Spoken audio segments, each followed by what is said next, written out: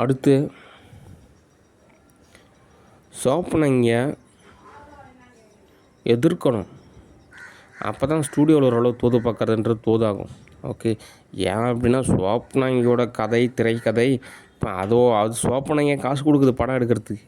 Okay, என்னென்ன கொடுமைப்படுத்துது. Okay, carbon tie ஆக்சைடை மூக்கில் சுவாசிக்க வைக்கிறது தான் சோப்பனங்களோட ட்ரிக்காக இருக்குது. நிறையா ட்ரிக்கு கற்று வச்சுக்கிட்டு அதில் சித்திரவதைப்படுத்திகிட்டு இருக்குது இந்த சோப்பனாங்கி. ஓகே, இது ஒரு முறையே கிடையாது. ஏன்னா ஒரு டைரக்டர் அப்படின்றனால நிறைய ஒரு பணிவு அப்படின்றது மிகவும் அவசியம். ஓகே, இது துன்புறுத்துது, கொடுமைப்படுத்துது. சரி, எல்லாம் ஒரு நிலைக்கு மேலே காசாவது தோல் செஞ்சு கொடுக்குன்னு பார்த்தா அதுவுமே தோல் செய்ய மாட்டேங்குது. இது தான் லவ்ட்டிகிட்டு ஓடி போயிடுது. இங்கே இருக்கக்கூடிய ஆர்டிஸ்ட்டு, இங்கே இருக்கக்கூடிய டீமில் இருக்கிறவங்களுக்கெல்லாம் என்னன்னு கூட கண்டுக்க மாட்டேங்குது. இந்த அளவுக்கு ரணப்படுத்துகிறப்போ எப்படி தோதாகும். ஓகே, அதனால் முதலாவது ஒரு டீம் அப்படின்றது அவசியம். அதுக்கப்புறம் தான் நம்ம ஒவ்வொரு வகையில் தோது பார்க்குறதுன்றது தோதாகும். ஓகே, அதனால் சோப்பனங்கி பற்றின தெளிவான விளக்கத்தை நான் சொல்லியிருக்கேன். ஓகே, அதை நீங்கள் சரியாக புரிஞ்சுக்கணும். ஓகே, சரி, அடுத்து கம்பெனியை பொறுத்த வரைக்கும் என்ன தகவல் அப்படின்னா, கம்பெனி நம்ம இன்னும் பல மடங்கு டெவலப் பண்ணணும். ஓகே, ஏன் அப்படின்னா ஒரு தனிநபரை பொறுத்த வரைக்கும் உற்றார் உறவினர் அப்படின்ற ஒரு கான்செப்டில் அல்லது ஒரு வெவ்வேறு நிலையில் இருக்கக்கூடிய நபர்களோட பர்சன்டேஜில் பார்த்திங்கன்னா 100%க்கு கிட்டத்தட்ட 97% எரர் லிஸ்ட்டு தான். வெறும் 3% மட்டும்தான் டெவலப் ஆகிருக்காங்க. அதாவது சொந்த பந்தத்திலே பார்த்திங்கன்னா யாரோ ஒருத்தர் வந்துட்டு நல்லா டெவலப் ஆகிறதுக்காக அந்த சொந்த பந்தத்திலே நிறைய உதவி செஞ்சுருப்பாங்க. அவங்க முன்னேற்றமான பாதைக்கு அவங்கள இருக்கக்கூடிய நிறைய நபர்கள் ஆதரவாக இருப்பாங்க. அந்த மாதிரி பார்த்திங்கன்னா வெறும் 3% பேர் தான் அப்படி இருக்காங்க. மற்றபடி 97% பார்த்திங்கன்னா நெகட்டிவிட்டியாக தான் இருக்காங்க. ஓகே, அதனால் நம்ம ஒரு கம்பெனி டெவலப் பண்ணால் மட்டும்தான் கம்பெனியோட நிலையில் தான் நம்ம நிறையா வகையில் தோது பார்க்கறதுன்றது தான் சரியாக இருக்கும். ஓகே, அதனால் அவங்க எரரு இவங்க எரரு அப்படின்றத விட அந்த எல்லா எரருமே கடந்து போகக்கூடிய அளவுக்கு நம்ம ஒரு பதத்தில் இருக்கிறப்போ அந்த எரரெல்லாம் நமக்கு தோதாகாது. ஓகே, அதனால் கம்பெனி நம்ம பல மடங்கு டெவலப் பண்ணணும். ஓகே, அடுத்து சிட்டியை விட வில்லேஜ் ஆனது ரொம்பவே அடர்த்தியாக இருக்குது. ஏன் அப்படின்னா சிட்டியில் நிறைய வகையில் தோதாக இருக்கும், வில்லேஜில் அப்படி கிடையாது. நம்ம தான் நிறையா வகையில் தோது பார்க்கணும். அப்படின்றப்போ நம்ம இன்னும் தீவிரமாக உழைக்கணும். அப்போ தான் தீர்வு. ஓகே, அடுத்து என்னோடய அடுத்த மூவி மியான்மார் ஸ்டுடியோவில் புக் பண்ணலான்னு இருக்கேன். ஓகே, இன்னும் வேகமாக பயணித்தா தான் நிறையா வகையில் தோதாகும். அதாவது அகநிலையை பொறுத்த வரைக்கும் சொல்கிறேன். ஓகே, சரி, அடுத்து சில உளவியல் ரீதியான கொஸ்டினுக்கு நான் பதில் சொல்லிடுறேன். இந்த சீல்டு செக்யூரிட்டி சர்வீஸ் என்னங்க இஷ்யூ அப்படின்னா, மாதேஸ்வரன் அப்படின்ற ஒரு நபர் தான் ஆரம்பித்தார். அவர் ஆரம்பித்து சம்பாரிச்சதுக்கப்புறம் தான் சரி தன்னோட குழந்தைங்களும் நல்லபடியாக படித்து நல்லபடியாக முன்னேறணும்னு நினச்சாரு. ஆனால் அவங்க யதார்த்த ரீதியாக அந்த சண்முகம் அப்படின்ற கேரக்டர் அவங்க அப்பாவே தோது பார்க்கறனால நிறைய எரர் ஏற்பட்டுருச்சு. ஆனால் நிறைய டைம் இருக்குது, நல்லா படிக்க வச்சுருக்காரு, ஏதாவது நிறைய பிஸ்னஸ் பண்ணலாம், நிறைய சம்பாதிக்கலாம். ஆனால் அதெல்லாம் விட்டுட்டு யூடியூப்லேயே நான் என்ன பண்ணுறேன்றது கவனிக்கிறது தான் அவனோட வேலையே. யூடியூப்பில் காமெடிக்கு கலகலப்பு படத்தில் வர்ற மாதிரி இன்னையோட இந்த வேலையை தலைமுழுகணும், நாளையோட இந்த வேலையை தலைமுழுகணும் அப்படின்றலாம் சும்மா நம்ம ஒரு மன ரீதியான ஒரு உந்துதலுக்காக நம்ம ஒரு விஷயம் சொல்கிறோம். அது அவங்களுக்கு புரியல. ஓ அப்படியான்னு அப்படியே புரிஞ்சுக்கிறாங்க. அது இப்போ மட்டும் இல்லை, ஒரு வருஷத்துக்கு இப்படியே தான் ஏறது. எது படுத்தாலும் அப்படியே புரிஞ்சுக்கிறது. என்ன அர்த்தம், என்ன உள்ளார்ந்த அர்த்தம் இருக்குது, என்ன எதுன்னே புரியல. அவங்க தான் ஏன் கம்பெனி நடத்துகிறாங்க அப்படின்னு அவங்களே நினச்சிக்கிறாங்க. அதுதான் தோதாகலை.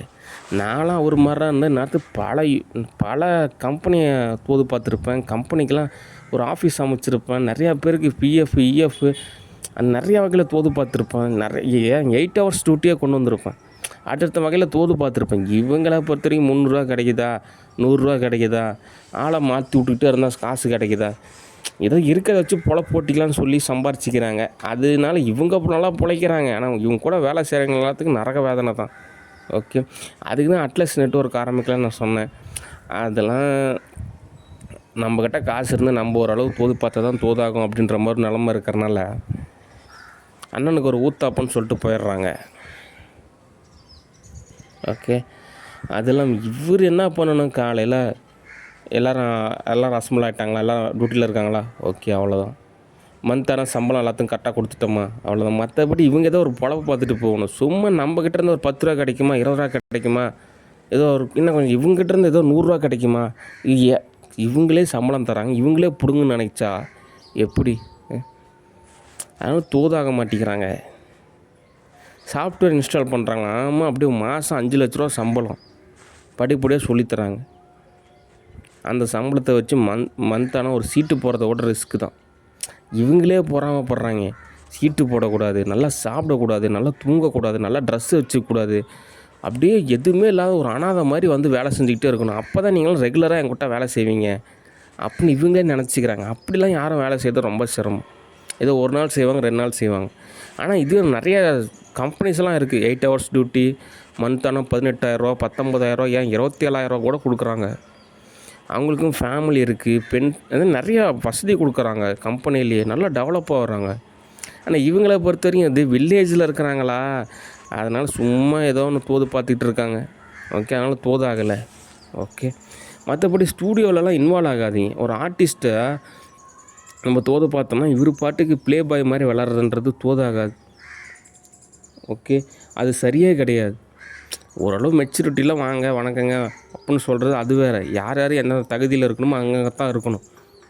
ஓகே, ஓவராக அட்வான்டேஜ் எடுத்துக்கிறது சரி கிடையாது. ஓகே, பல எரர் இருக்கிறனால நம்ம ஏதோ ஒரு வகையில் தோது பார்த்துக்கலாமேன்னு சொல்லிட்டு ஓரளவு தோது பார்க்குறோம். ஆனால் அதுலேயுமே ஊறுபட்ட எரரு. அதனால் ஒரு யதார்த்த நிலையை பொறுத்த வரைக்கும் இப்போ தான் அறிமுகம். ஒரு உளவியல் ரீதியான நிலையில் பொறுத்த வரைக்கும் பல யுகங்களோட தொடர்பு இருக்குது. ஓகே, பூலோகத்தை பொறுத்த வரைக்கும். ஓகே, அதனால் அவங்களுக்கு ஒன்றும் தெரில அப்படின்றது தான் யதார்த்தமான ஒரு விஷயம். அதுக்காக கம்பெனியை போட்டு ரணப்படுத்தக்கூடாது. ஏன்னா கம்பெனி தான் நமக்கான ஒரு வாழ்வாதாரம் மாதிரி. அங்கேயே நம்ம துன்புறுத்தணும் அப்படின்னா நமக்கு தோதாகிறது நிச்சயமாக சிரமம். அதனால் இந்த சேலம் பிரிண்ட் பார்க் ஆகட்டும், தியாஸ் ஆகட்டும், ஏன் இந்த எஸ்பிஎஸ் எல்லாம் அருமையான ஒரு நிறுவனம். ஓகே, யதார்த்த ரீதியாக என்னுடைய ஓஎஸ் சாஃப்ட்வேர் செயல்படக்கூடிய இடமே பார்த்திங்கன்னா அந்த எஸ்பிஎஸ் ஆர்கானிக்ஸ் ப்ரைவேட் லிமிடெட் தான். அது இல்லாமல் அந்த நிறுவனம் ஒரு உண்மையாலுமே ஒரு அருமையான நிறுவனம், ஒரு வேளாண்மைக்கான ஒரு அருமையான ஒரு தொழிற்சாலைன்னு சொல்லலாம். ஓகே, அதை தான் எல்லோரும் பயன்படுத்தணும். அப்புறம் இந்த சோனாலிக்கா கூட அருமை தான். இவங்க ஏதோ சும்மா மந்த்தான ஒரு செக் வாங்கணுன்றதுக்காக கம்பெனியை பிடிச்சி ரணப்படுத்துறதுன்றதுலாம் சரி கிடையாது. ஓகே, அதனால் எனக்கு மட்டுமே என்ன இங்கெல்லாம் வேலை செய்யணும்னு நினைக்கிறேன். எனக்கும் ஒரு காசு ஒரு 5 லட்ச ரூபா இருந்துச்சுன்னா கம்முன்னு ஒரு ஷெல் ஷாப் ஒன்று அமைச்சிக்கிட்டு ஓரளவு நான் தோது பார்த்துட்டு இருக்கிற கம்பெனிலாம் டெவலப் செஞ்சுட்டு அடுத்த படுநிலையை நோக்கி நான் நகர்ந்து போகலான்னு நினைக்கிறேன். ஓகே, இவங்க கொடுக்குற சம்பளத்தெல்லாம் வச்சுக்கிட்டு நம்ம என்னத்தை போய் கோட்டை கட்டுறது? ஓகே, சரி கோட்டை கட்டலைனாலும் பரவாயில்ல, எரர் ஏற்படுத்தாமல் இருந்தால் கூட பரவாயில்ல. சும்மா ஏதாவது ஒன்று எரர் ஏற்படுத்திகிட்டே இருக்கிறாங்க. இவங்களே இன்வால்வ் ஆகுறாங்க, அனாவசியமாக இன்வால்வ் ஆகுறாங்க. கேபிள் டிவி கனெக்ஷன் மாதிரி இவங்களுக்கான துன்பத்தை இவங்களே கேட்டு வாங்கிக்கிறாங்க. ஓகே, நான் தான் ஒரு மனித நேயத்தில் ஒரு பண்பு நிலையை சொல்லிட்டேன். எனக்கு எல்லாம் ஓரளவு தோதாச்சுன்னா ஒரு 10 லட்ச ரூபா கொடுக்கலாம் அப்படின்னா அது பெரிய விஷயம். அதெல்லாம் எந்த கம்பெனிக்குமே ஒரு ஸ்பான்சர் பண்ணுறதுக்கு ஒரு பவுன்சருக்கு அவ்வளோ காசு கொடுக்குறது ரொம்ப சிரமம். ஓகே, அசால்ட்டாக அந்த காசு சொன்னவும் இவங்களுக்கு அது மதிப்பு புரியல. ஓகே, அதனால் இவங்க நினச்சிட்டாங்க சரி இவங்களாம் நம்மக்கிட்டே தான் கடைசி வரைக்கும் வேலை செய்வாங்க. அப்படிலாம் கிடையாது. எவ்வளவோ கம்பெனி இருக்குது, எவ்வளோ வகையில் தோதாக இருக்குது. ஏதோ இவங்கள வச்சு நம்ம ஓரளவு தோது பார்க்கலன்னு நினச்சா இவங்களும் தோதாக மாட்டேங்கிறாங்க, நமக்கும் ஒரு தோதான சூழ்நிலை அமைச்சு தர மாட்டேங்கிறாங்க. ரொம்ப அப்படியே உண்மையாக இருக்கேன், நேர்மையாக இருக்கேன், பண்பாக இருக்கேன், பக்தியாக இருக்கேன்னு சொல்லிட்டு ஊருப்பட்ட எரராக இருக்கிறாங்க. கேட்டால் படிச்சிருக்கேன் அப்படின்றாங்க. அட படிச்சிருக்கீங்களா?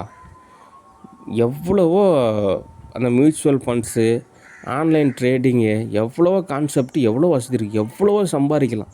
இப்போ நமக்கெல்லாம் வேலைக்கு போயிட்டால் டைம் கிடைக்காது, சம்பாதிக்கிறது சாப்பாட்டுக்கே சரியாக போயிடும். அடுத்தடுத்த லோன் கட்டுற இஷ்யூ இருக்கும்.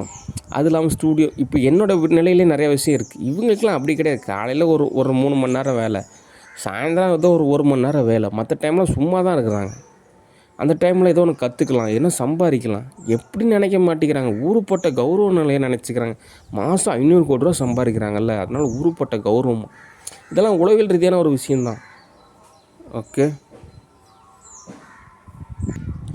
அதனால் எரர் ஏற்படுத்தாமல் ஒரு லாபத்தை சம்பாதிச்சு தரக்கூடிய ஒரு நிலையில் தோது பார்க்கணும்.